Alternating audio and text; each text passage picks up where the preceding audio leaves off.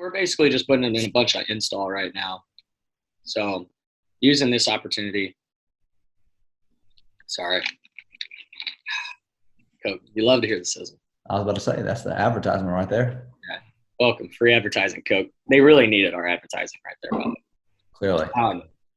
But no, so like we're just putting in a bunch of like just trying to introduce our program and what our culture is going to be about. And, talked a lot about care today and what that looks like, and got to have some real life examples of that, which I thought was good. And then we started installing our offense. Hang on. I mean, can you give us a couple of real life examples? Did you focus on one of the letters? Did you all four of the letters? Okay. So some kids were late, and not late by practice at 5 standards, but by my standards late. Yeah. So one of them was care. And so we brought up 3 questions that we asked. What are you doing? Well, you're going to practice. Well, how are you doing it? Are you on time? Or are you early? Early is on time. Yeah. If we're going to start pre-practice 15 minutes before, are we early? Do we have our shoes on ready for that? So that's how we're doing it. And how it's affecting others is when you don't get to the gym on time, then not everybody can start on time. And then all of a sudden I have to sit here and talk to you guys longer when other people could be getting better during that time. If you're early, you're on time. If you're on time, you're late. Yeah. If you're late, we're running. Dude, I've been working these BGA camps, man. I'm back Tell in me about them. Grounds. I've been working these BGA camps. I've seen your brother like 3 times in the last, 4 days. What a blessing. What a blessing it is. Seriously. Oh my gosh. Your brother has to stop wearing Houston's pants. He's got to stop wearing Houston's pants. See, the Moran thing though is that, I mean, you can't talk. You're kind of in this category. We're just stuck a little bit into the early 2000s, and our pants are just a little bit big. Now you don't have an excuse. We are short human beings. No excuse for you. We are short human beings. So we buy size small, and it still goes past our knee. However, you decide to buy XXX because you want to be like dude for St. Bonnie's that couldn't go between his legs because he was wearing capris. That picture is legendary, by the way. But the trend is like 6 inches above the thigh now, and I don't have enough quad for that. This is or enough swag. Whereas the kids are calling it, I don't have enough Riz. I haven't heard Riz yet. What is Riz? I'm putting you on game. It means game. Like you got game. You got Riz. Mm-hmm. R-I-Z. I guess. I mean, where does that even come from? I cannot wait to hear. Yo, you are going to have so much lingo to bring to this podcast. I mean, you're welcome. All you high school coaches out there. Say Riz to your players. They'll either laugh, think you're a goofball, or oh my gosh, both. This BGA camp, dude. This BGA camp is something to behold. Really? Oh, hey, before you even get into that, I guess we got to get some new T-shirts if we're gonna be rocking the new gear. I know, man. Yo, but here's I know. I'm trying. But here's the problem. But you're very retro, and I like retro. I'm retro. Look, I'm retro. I need a good shirt. I don't just want a mass. I need a good shirt, man. We have to. We got to update something. It's coming. I promise it is. It is. I mean, we just need some help with some funds. If anybody wants to help support this podcast, please help. Please. Because again. But anyway, Dave, tell me about the BGA camp. Dude, it's just. I mean, it's daycare. I mean, it's pretty much daycare. It is. It is. But it's fun. It's fun. Working with Trey Meyer, who we had on the podcast, Trey Meyer. Awesome guy, great coach. Yeah, great coach. Awesome dude. And so, he's given me one of the younger groups. And dude, it's been fun. It's been fun. We've got a couple criers every day. I got one kid who's 3 days straight. As soon as somebody passes the ball to the wrong team, he's crying. But it's it's fun, man. It's fun. Competitor just doesn't know how to navigate through the. That's what I try to say. Hey man, you got to channel your emotions. You know what I'm saying? It's okay to be emotions upset. Are good. You just got to know how to focus them. Yeah, exactly. I'm still learning that. Oh my gosh, me too, man. Me too. It is. It is. And I got my acceptance letter. Oh, that's great. Congrats. You know how weird that was at 28 years old, getting an acceptance letter to grad school? Oh my gosh. Dude, I'm studying for this financial advising stuff. Yo, I thought I would never study again. Here I am. So Brandon Baker texted me one day and was like, yo, you need to get Chris Lepore on the podcast. And I was like, cool. And I had seen his name like a ton, all on Twitter, like, you know, Cincinnati, West Miller, like UNCG. I had seen his name a ton on Twitter. He's coming in right now. And I texted him. This is going to be fun. I texted him. You know, the funny thing is, the day after he said that, I actually had texted Chris. So the day before, and then Brandon said something. And I was like, oh, yeah, well, I'll just send him another text. Yeah, that's what it was. What's up, Chris? What's up, Coach? Y'all can hear me? Yeah, we can hear you. Can you hear us? Absolutely.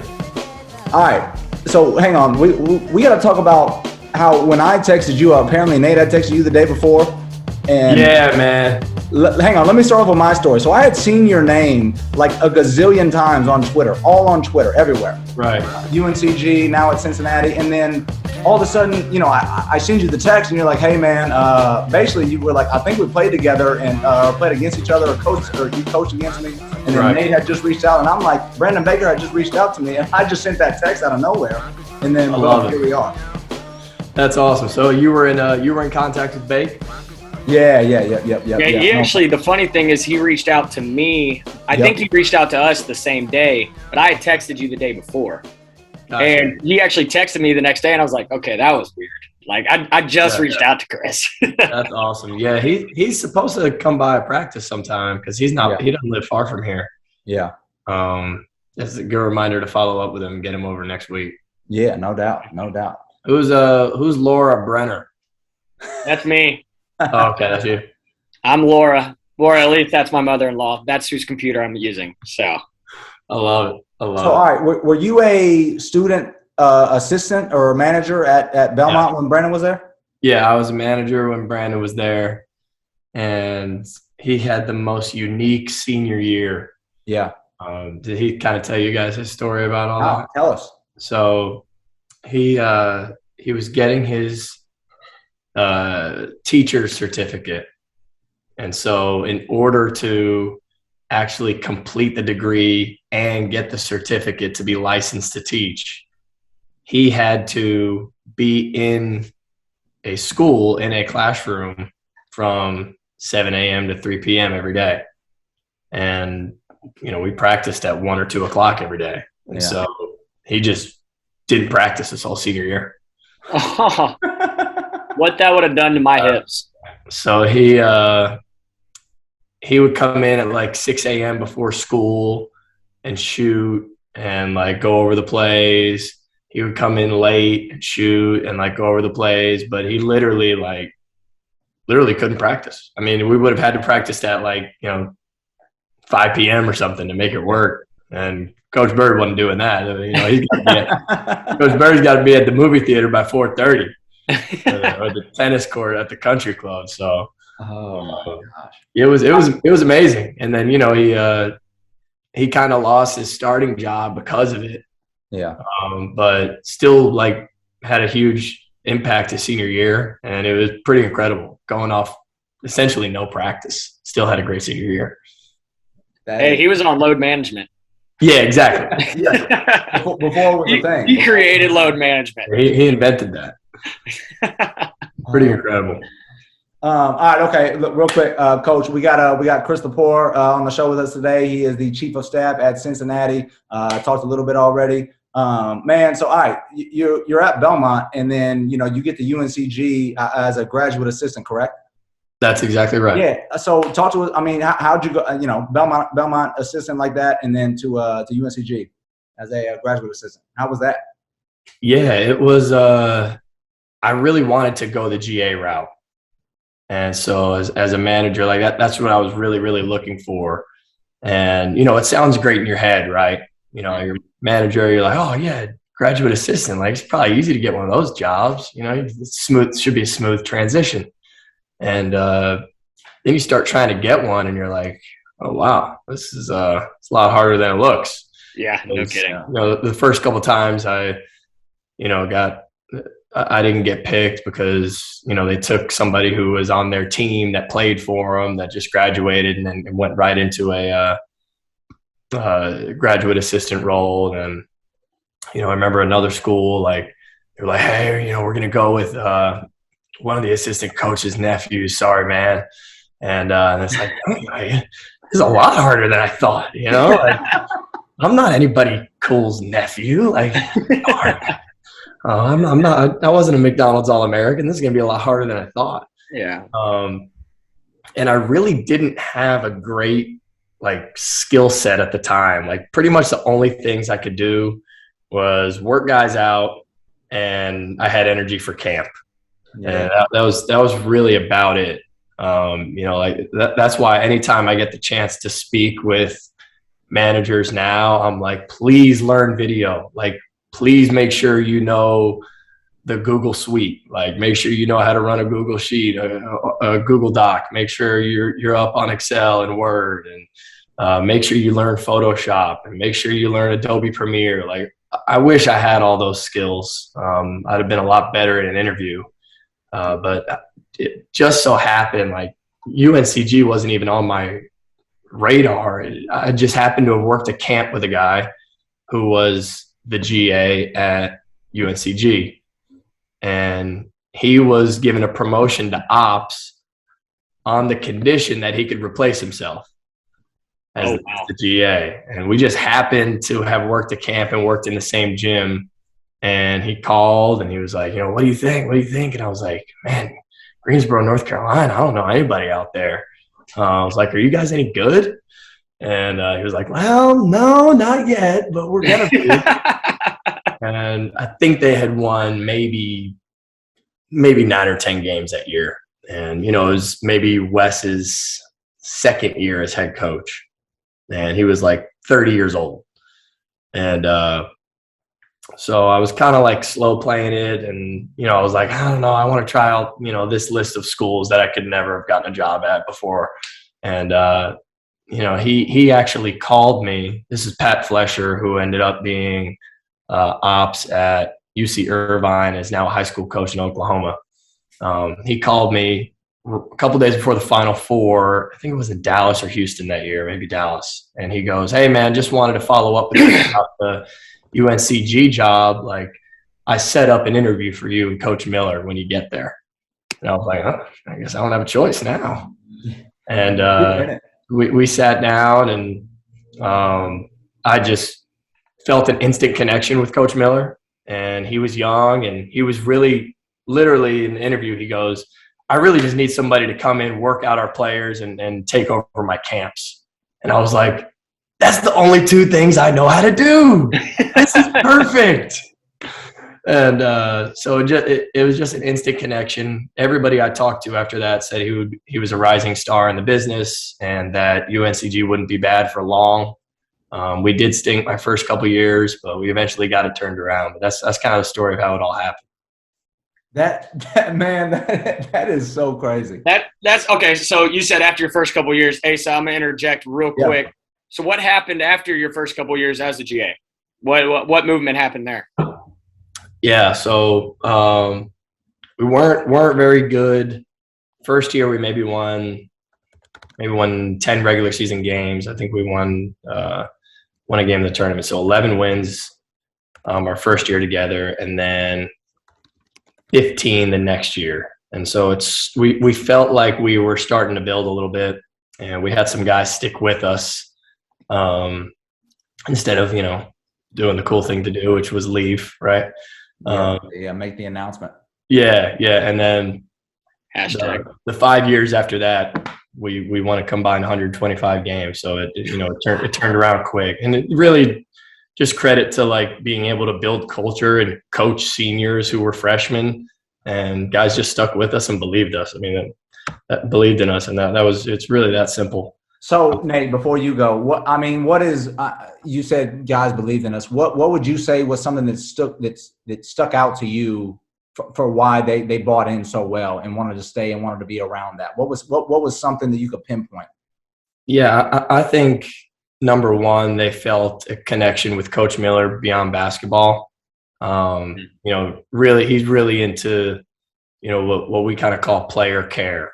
Yeah. Right. Like, he's a young head coach. And so, this morning he was in the gym rebounding for one of our guys, just him and a couple managers. And, so like he has sweat equity with the guys. Like he's out there actually rebounding for them and working them out himself. Right.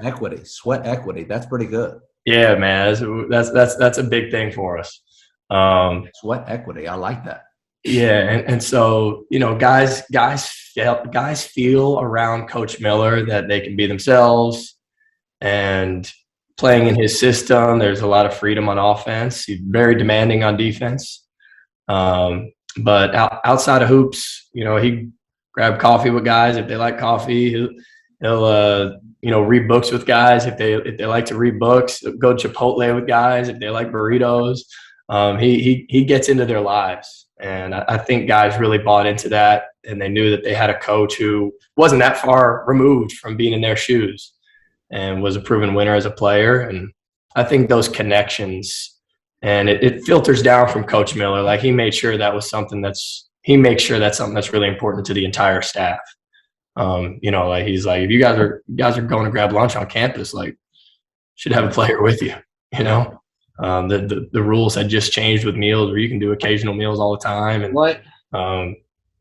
So that was something that was really important to Wes. And I think that guys felt comfortable with, to stick around, and they had a feeling we were going to get it going, man. Yeah.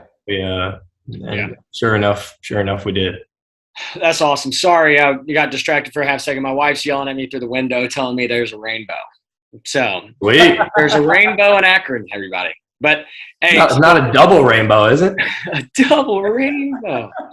Actually, no, it's just a single one. But all right. So tell us a little bit about your journey there as well. So you come in as a GA and you quickly get promoted into different roles. Walk us through that. Yeah. So it's a pretty wild story. But I knew that going to Greensboro, working with Coach Miller, I felt that instant connection. I was like on a mission I wanted to make an impression for him to keep me around, to find a reason to keep me around. Right. And sure enough, we get to the end of the 2 years, and we had movement on the staff. I mean, he had told me in the interview process, he's like, we've had movement every year. He said personally, I think it's a great thing when guys get better jobs. I want my coaches to become head coaches, yada, yada, yada. Gave me the whole rundown. Sure enough, we get to the end of my 2 years, no movement. Nobody moving. And I was like, well, all right, I guess I'm going to, start looking. And, in my head, I'm open to anything. I'll go do JUCO. I'll go be a Division VII volunteer assistant, you name it. Like, I want to give this coaching thing a shot. And at the time, we only had one administrative position. We just had the ops. And he had gotten it approved. I didn't know this at the time, but he had been working on getting a second position approved. And that was what he offered me. I think we called it, I think it was like a special assistant title. But it ended up being video coordinator once we got down the road with it. But so he was like, yeah, here's the job. I can't even remember. He was laughing when he said the salary himself, because it was we had just gotten it approved. It wasn't really a fully funded position yet, but I can't even remember what the number was. But he was like, do you want it? I was like, heck yeah, I want it. Let's go. That is so cool. That is so cool. Jumped on that. That was, that was probably May. 3 weeks later, ops guy jumps to UC Irvine. And so. Did you say 3 weeks just to be for everybody listening? Yeah. Yeah. Just 3 weeks later. This is just, you just never know, man, in college basketball. Ops guy gets a job. Coach slides me right into ops. So I went from I don't have a job to I have a job. I'm still poor, but I have a job and I have a real job. And then gets even crazier.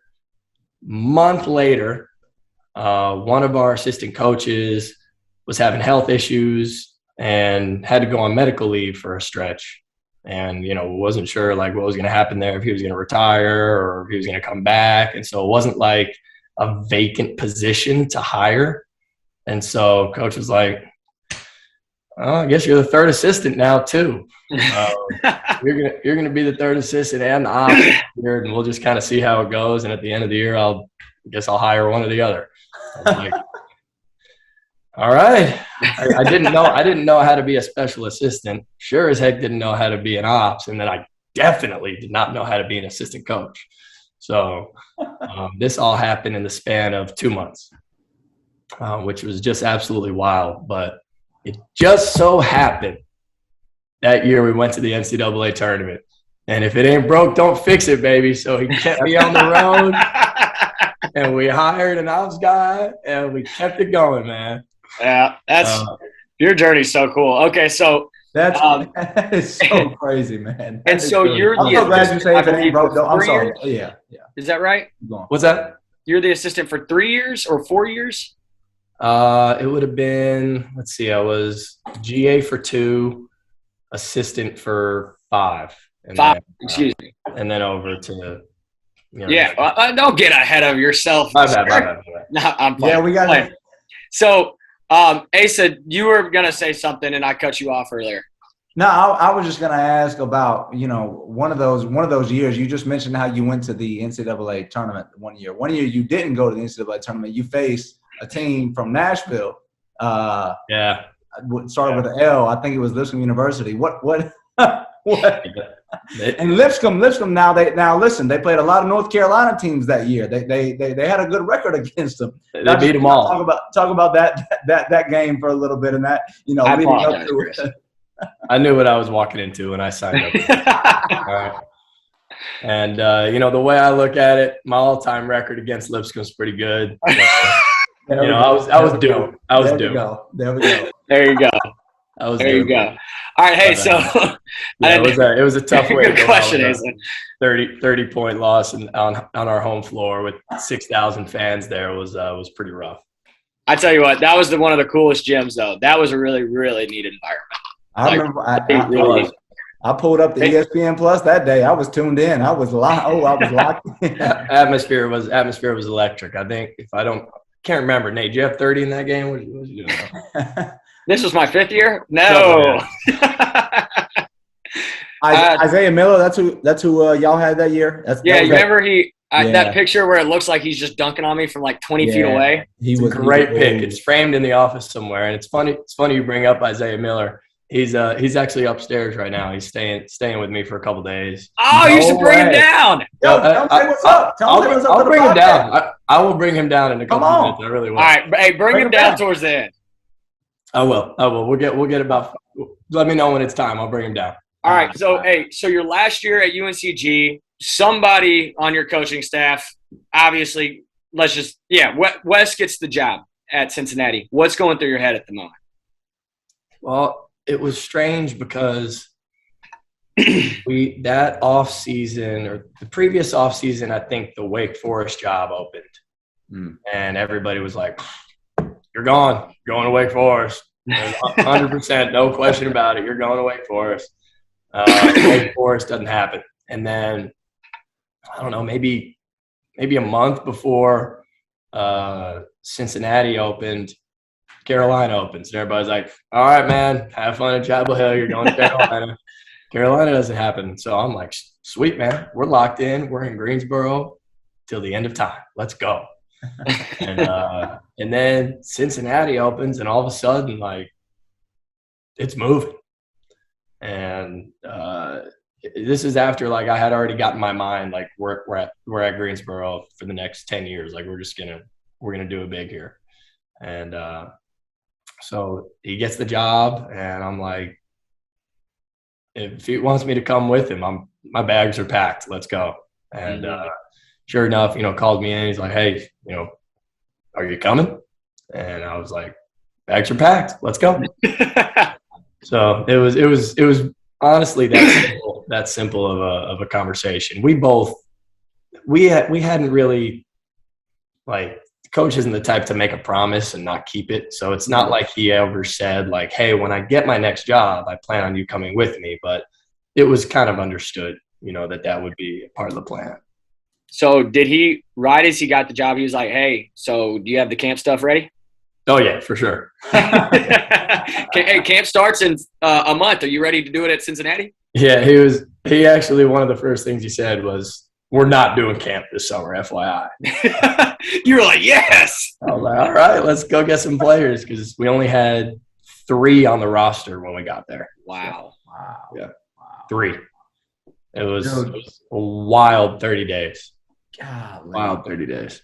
So we put a group together. We got up here, I want to say it was the last week of April, and we had our first team workout with a full team June 1st. So literally 4.5 weeks, put an entire team together and got right to it. Wow. It was insane. I don't even remember what happened. And Cincinnati is such a storied program. It's such like it's a top 50 program ever. I mean, the names that have come through Cincinnati are, they're elite. They are the elite of the elite, right? That's so crazy, man. That's unbelievable. That's unbelievable. Yeah, it's one of the things that stands out, now that we're a year into the job, is that there is 60 years of history here. Going all the way back to the Oscar Robertson era where they won national championships. And because of that, there's so many people around the program, that from different eras. There's like, the guys who played with Oscar, and then there's guys who played for Huggins, and the guys who played for Cronin. And there's just these different eras of winners and professionals. And we want them all to be around our program. Yeah. And so that's been at the top of our list to try and get these guys back and make sure they know that they're, welcomed here and going to be supported here. But it's been pretty neat to dive into that. Yo, all right, man, that's perfect, Mad Dog. I tell you what, go ahead, get Isaiah. We're about to bring him. Let's do some rapid fire with him. Let's do some rapid fire questions with Isaiah. All right, perfect. Give me 30 seconds. Give me 30 seconds. You got it. Mr. Ref, 30.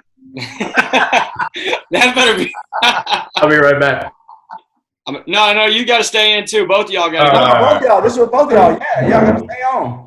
Isaiah, what's up? The last time I saw this guy in person, he was trying to dunk on me. I saw you. Y'all won in NIT against us, so kind of a win-win situation. Yeah, I guess so. I mean, it would have definitely been a loss if you had finished that one. That'd been very uncomfortable for me. It would have been cool though. I swear I would have hung it up. I promise you that. You would have hung it up. What'd you say? You would have hung it up. Oh yeah, absolutely. I love it. I'm sorry. Ending careers out here. I mean, Isaiah, hey man, so I graduated the year before the day played that day of that run. Yo, you were killing that game, dog. You were appreciate it, man. Y'all had a big man. Big lefty was nasty. Yeah. Rob. Yeah, he was like 6'6", 6'5". Yep. He's 6'6", 6'7", lefty. He went perfect in his sense. He was crazy. But what are you playing right now? Actually, I don't know yet, man. I'm trying to figure that out. Were you in Minnesota last year? Yeah, I was in Minnesota last year. Yeah. Gotcha. I played with Utah Summer League, and trying to figure out what I'm gonna do next. Good, man. Good. Awesome. All right. Cool. Yeah, man. Best of luck to you. You a killer in my eyes, so best of luck to you, dog.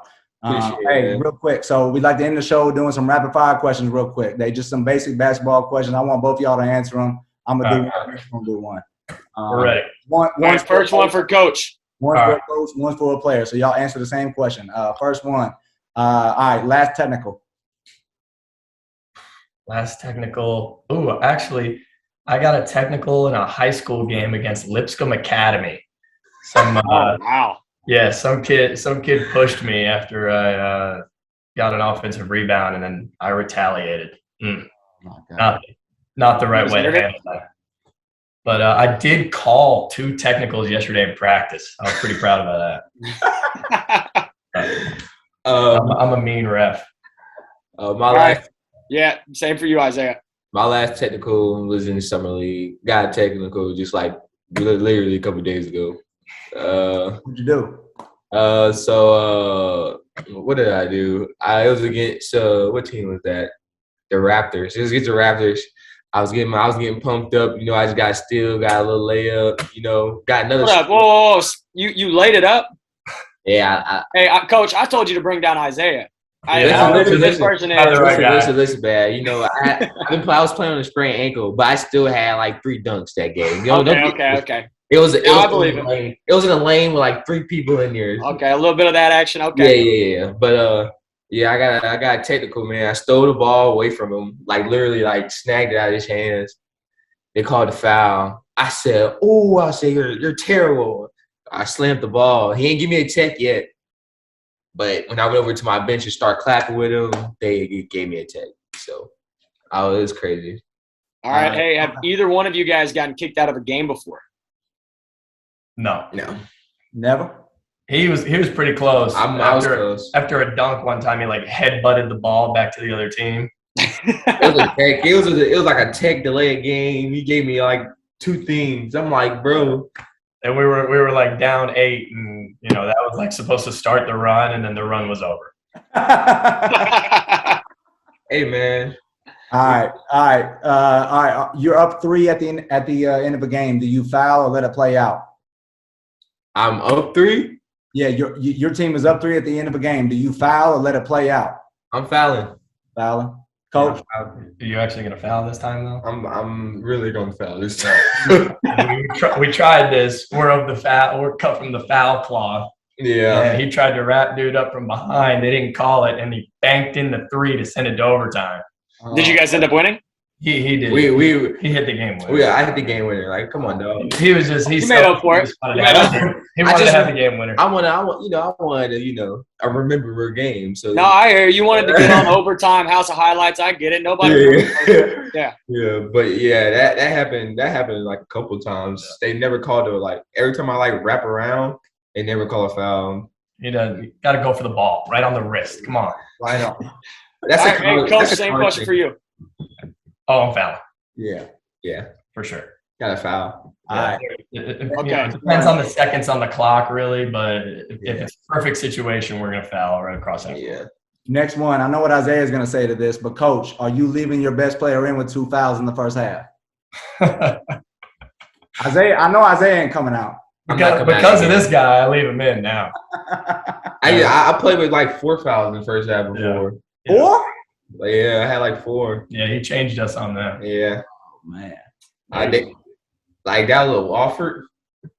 Yeah, I can't even remember who it was. I think it was Walford. He like got 3 fouls in the first 12 minutes, and we're like, I don't know. He wants to stay in. Should we let him? Sure, let him stay I looked like Coach Bill. I was like no.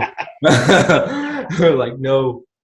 Yo, that All right. Hey, so, Coach, I've actually seen the videos of you dunking. I know Isaiah can dunk. When was the last time that you dunked on somebody?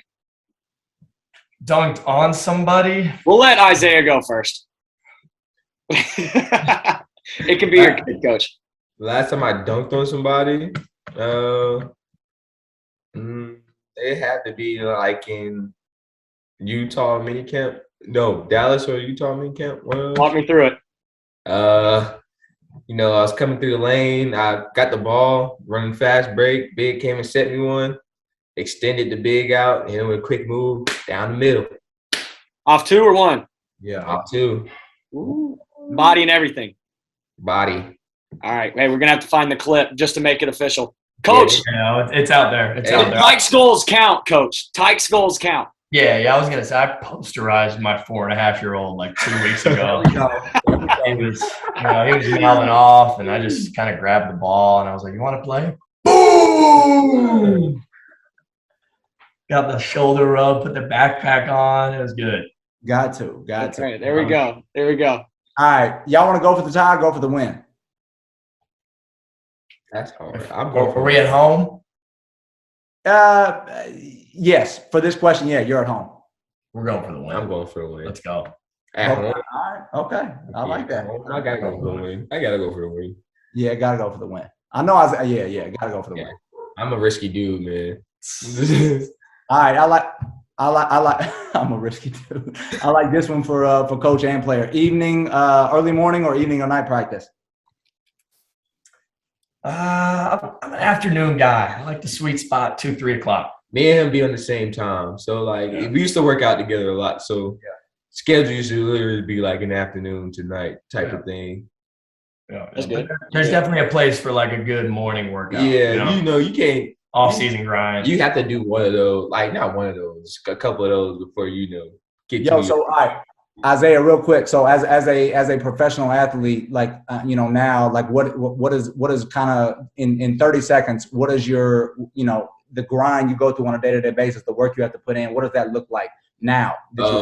Now, coming mornings, you stay there till like 2 or 3. Yeah, maybe over. Throughout that whole time, you're getting the individual workout, you're getting the weights in, treatment, and you're getting either 1.5 to 2 hour practice. Yeah. So gotcha. And you might have extra stuff to do with the team after. So right. All right. Next one. All right. So, coach, if you were not coaching basketball, Isaiah, if you were not playing basketball, what would y'all be doing? I would probably somehow find a job where I could run camps for a living. I like that. Yeah. That's a good. I like it. No doubt. What would I be doing? What do you think I'll be doing? You might be like the next Stephen A. Smith or something. Yeah, I'll be really talking shit about people playing basketball. Now they got to add in bleeps to their podcast. I really be talking. I'll be talking all them games y'all be playing. I'll be talking junk about y'all. One of these Twitter dudes. What he's doing out there? I can do better. I'm gonna stay at home, do nothing. Hey, my dad was the king of being like, watching Monday Night Football and then saying, well, I could have caught that or I could have dropped that pass. Yeah. All right. Okay. Hey, we got 3 more. Y'all play any golf? I do. I'm not very good, but I love to play. I'm a handicap coach. I actually just had to get a handicap to participate in a donor event, and they put me at 25. Heck yeah. How many people was there? 25. and which means you're really bad. Okay. I'm a top golf dude. There we go. I'm not good at it, but I'm getting there. If I keep doing it every day, I'm gonna be legit. Yeah. All right. Okay. 2 more questions. Should every team make the conference tournament? Should every team be in the conference tournament? Yeah. Should every team make the conference tournament? I think we should have more games in the conference tournament. Like at least like best 2 out of 3 or something like that. Finals. Yeah. That'd be tough. Like at least 2 out of 3, because if you that low tier team got nothing to lose at certain points, and they bring out the best at certain times. And you never can prove to yourself in one game. Like when we lost to Chattanooga. Don't get me wrong, Chattanooga was really good that year. Yeah, they was very good. It's just a simple fact of we knew we was probably the better team, and they just had us that year. It's just they got us good. Yeah. And that was the first time I heard 2 out of 3. That was interesting. I like it. Coach. As a mid-major guy, I was like, everybody should make the tournament. Yeah. We all need a shot out here. And now on this side, I'm like, nah, I should just take the top 3. At least he's not. Top 3 and call it a day. Yeah. Man, all right, y'all. Last one. We got a couple minutes left, and then we got to wrap up real quick. Last one. My favorite one, LeBron or Jordan? Jordan, all day. I look like him. I can't get a LeBron. Huh? I can't get a LeBron. Okay, I look like him, man. You can just pull up a picture, man. Yeah, but I'm choosing Jordan, man. I'm sorry, I can't get LeBron. LeBron is a great player. Don't get me wrong. It's just Jordan is a different breed. I'm not a hater. Are you saying those are 1 and 2 though? Huh? Are you saying those are 1 and 2? Yeah, those are my 1 and 2. That is my 1 and 2. That's cool. That was my 1 and 2. All right, y'all. Hey, man, Isaiah, thank you, dog. Coach, thank you. Coach, plug your Twitter, social media real quick. Isaiah, you plug yours after. Yeah, at CL_Cincy.